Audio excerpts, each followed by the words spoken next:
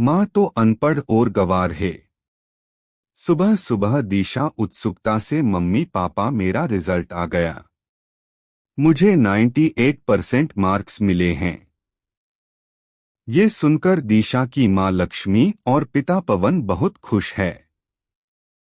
बहुत अच्छी खुशखबरी सुनाई बेटा, मैं भी भगवान को दिया लगाकर आती हूँ। माँ लक्ष्मी बोली। पिता पवन भी मिठाई लेने बाजार चले जाते हैं।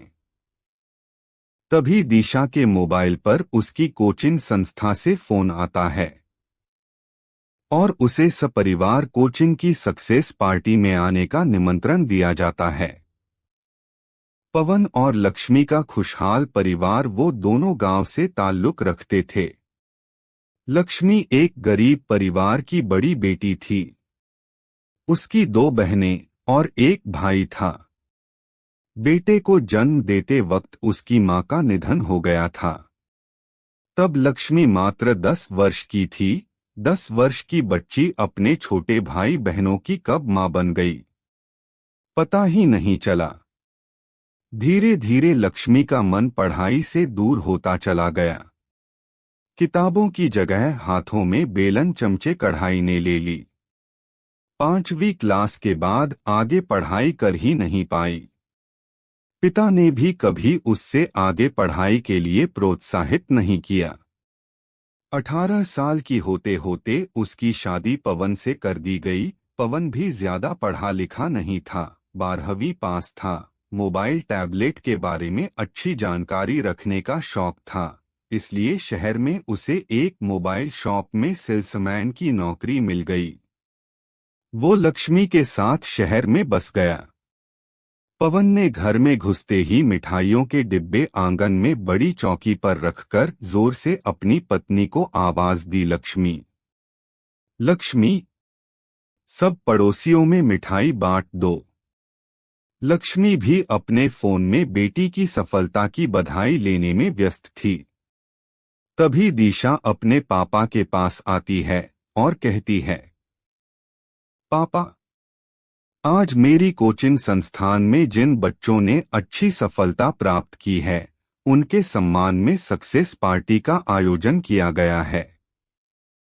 माँ पापा दोनों को साथ बुलाया है। लेकिन पापा, मैं केवल आपके साथ ही जाना चाहती हूँ, दिशा सकुचाते हुए बोली। पर बेटा, अपनी माँ को साथ क्यों नहीं ले जाना चाहती? तो पवन ने पूछा। पापा, मेरे सारे दोस्तों की मम्मी काफी पढ़ी लिखी है, फर्राटेदार इंग्लिश बोलने वाली, लेटेस्ट स्टाइल करती हैं, नए जमाने के कपड़े पहनती, लेकिन मम्मी तो गांव की गंवार अनपढ़ है, उन्हें कुछ नहीं आता, एकदम साधारण सी लगती है, हरदम साड़ी पहनती है, सिर में ढेर सारा सिंदूर लगाए रहती है, उन्हें अपने दोस्तों से मिलवाने में शर्म आती है। हाँ बेटा, तुम ठीक कहती हो, तुम्हारी माँ अनपढ़ गंवार हैं, उन्हें कुछ नहीं आता। तभी तो तुम्हारे जन्म के समय कम उम्र का कमजोर शरीर होने के कारण डॉक्टर ने साफ साफ कह दिया था कि बच्चे के जन्म के समय उनकी जान को खतरा हो सकता है। तब तुम्हारी माँ ने कहा था, मैं किसी भी कीमत पर अपने बच्चे को नहीं खोना चाहती, मैं बच्चे को जरूर जन्म दूंगी।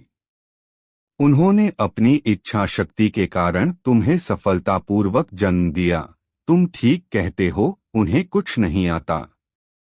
अपने बचपन में तुम बहुत शरारती थी, कभी तुम्हें खरोंच भी ना लगने दी, क्योंकि उन्हें कुछ नहीं आता था। इसलिए शहर की अच्छी इंग्लिश मीडियम स्कूल में तुम्हारा दाखिला करवाया। कभी अपनी वजह से एक दिन की भी स्कूल की तुम्हारी छुट्टी ना होने दी। तुम्हें सुबह 7 बजे स्कूल जाना रहता था, इसलिए सुबह 5:30 बजे से उठकर तुम्हारे लिए गर्म गर्म नाश्ता टिफिन बनाती थी, वो भी स्वास्थ्य और स्वाद दोनों का ध्यान रखते हुए। क्योंकि वो अनपढ़ थे, उन्हें कुछ नहीं आता था। ना 8वीं क्लास तक तुमने कभी अपने से खुद का बैग नहीं जमाया। तुम्हारी माँ ही तुम्हारी कॉपी किताब टाइम टेबल के हिसाब से बैग में रखती थी, क्योंकि वो गांव की गवार अनपढ़ थी। उन्हें कुछ नहीं आता था।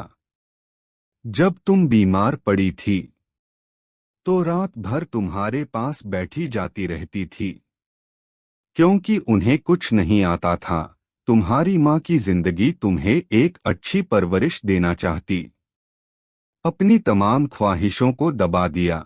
उसने ना कभी अच्छा पहनने की चाहत, ना अच्छा खाने की चाहत, क्योंकि वो गांव की गवार अनपढ़ थी। उन्हें कुछ नहीं आता था। अपने पिता की बातें सुन दिशा बहुत शर्मिंदा होती है। वो अपने पिता के गले लगकर जोर जोर से रोने लगती हैं। पापा, मैं गलत थी। माँ को सब कुछ आता है। मेरे जीवन में शिक्षा का उजाला भरने वाली पहली गुरु माँ है। मुझे माफ कर दीजिए। शाम को दिशा अपने माता पिता के साथ कोचिंग क्लास जाती है। वहां कई पत्रकार भी बच्चों का इंटरव्यू लेने आए थे। पहले तो दिशा ने अपने माँ पापा को सबसे मिलवाया। आप अपनी सफलता का श्रेय किसे देना चाहती हैं? एक मीडियाकर्मी ने सवाल पूछा। दिशा अपनी सफलता का श्रेय कोचिंग संस्थान के साथ साथ अपने माता पिता को देती है। दिशा कहती हैं, माता पिता अपने बच्चों के ऊपर अपना सर्वस्व न्योछावर कर देते हैं, लेकिन कई बच्चे उनके प्रति अपना फर्ज निभाने के बदले उनका अपमान करते हैं। माता पिता से बढ़कर कोई शुभचिंतक हो ही नहीं सकता। लक्ष्मी और पवन की आंखों से गर्व के आंसू छलक उठे। दोस्तों, इस वीडियो को लेकर आपकी राय नीचे कमेंट करके हमें जरूर बताइएगा।